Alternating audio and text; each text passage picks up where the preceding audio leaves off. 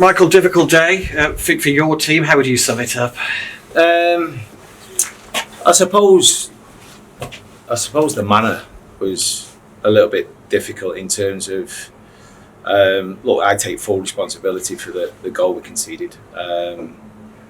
If we're going to get better as a football club and grow and develop players and make money on players and play football that people actually want to come and pay good money to watch, we have to take those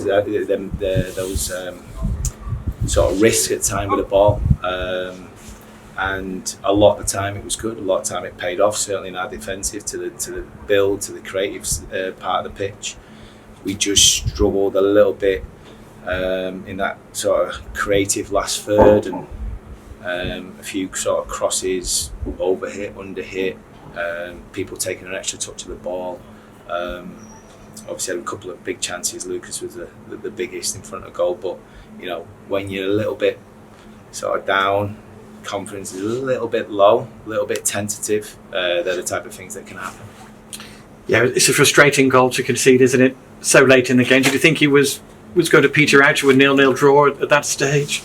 Yeah, I mean, it certainly looked that way. But listen, I just said to the players in there, you need to keep being brave, and if you keep being brave, you'll get your rewards. And sometimes things get worse before they get better, and that is the truth. But what I would say is that I thought the reaction to going a goal behind was really good. It did worry me a little bit because obviously we're on the back of a run that probably goes back, maybe 2 months or so, or certainly 6 weeks or so. So for them to react in a positive manner and try and sort of rescue the game, I thought was positive.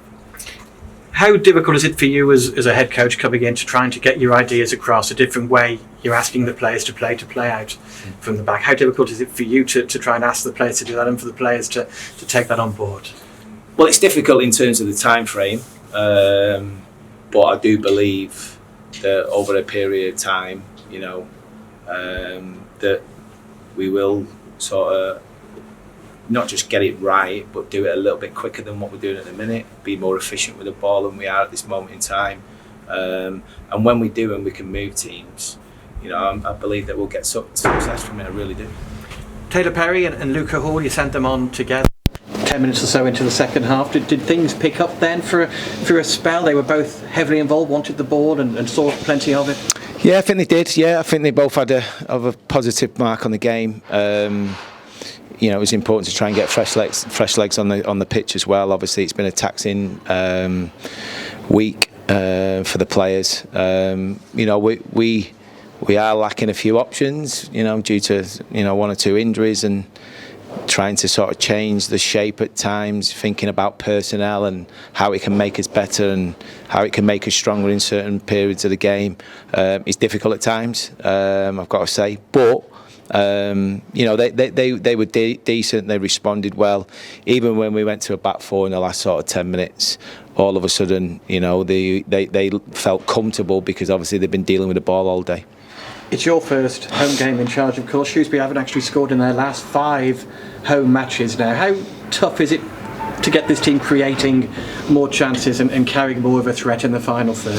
Yeah, it's very tough because one, you've got to have options to be ultra creative, and like I've just touched on, the options are limited at times. 2, obviously, there's no doubt about it, and it's way before me walking through the door. There's a little bit of a confidence issue. You can see that. I'd like to think over the last 3 games, regardless of what the results are, we've seen what potentially could happen. We just need that little bit of quality in that final third to finish things off at times. And what I mean by that is I don't necessarily mean like, getting chance after chance after chance. I'm just talking about the simplistic things like putting crosses into the right areas of the pitch, making sure when you're looking to cut back, you're finding the right area, i.e. the penalty spot or edge of the box, those type of things that can really hurt teams. So that takes a little bit of time.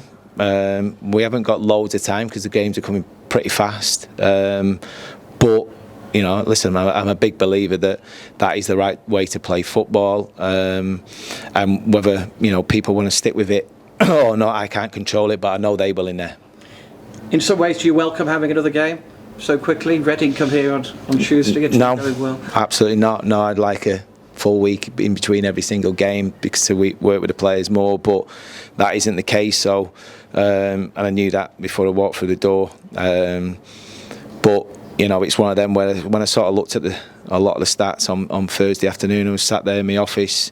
You know, we were bottom in every single stat. You know, and I'm on about over nearly 40 games.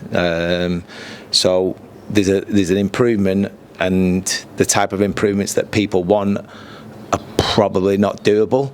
But you've got to take step by step and see little bits of improvement. And I think the players, regardless of the result and how we lost the game today, I think if you ask them honestly, I think they enjoy what they're trying to do and how they're trying to do it. Thanks for your time, Michael. Thank you.